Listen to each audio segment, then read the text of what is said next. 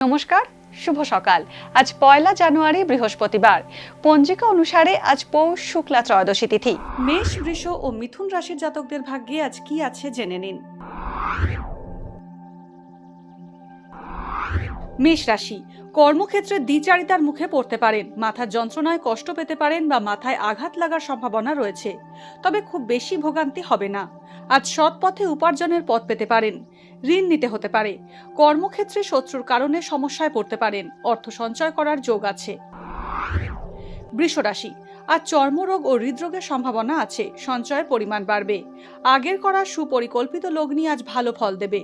বিজ্ঞাপনের প্রলোভনের ফাঁদে পা দিয়ে প্রতারিত হতে পারেন। সন্তানের ভবিষ্যৎ নিয়ে উদ্বেগ বাড়তে পারে। লেখাপড়ায় অপ্রত্যাশিত বাধার মুখে পড়তে পারেন। মিথুন রাশি, আজ কর্মক্ষেত্রে বাধার মুখে পড়বেন মিথুন রাশির জাতকরা।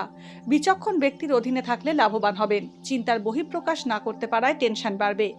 অর্থ রোজগারে বাধা আসতে পারে। ব্যবসায় ভুল সিদ্ধান্ত নেওয়ায় আজ ক্ষতির মুখে পড়তে পারেন।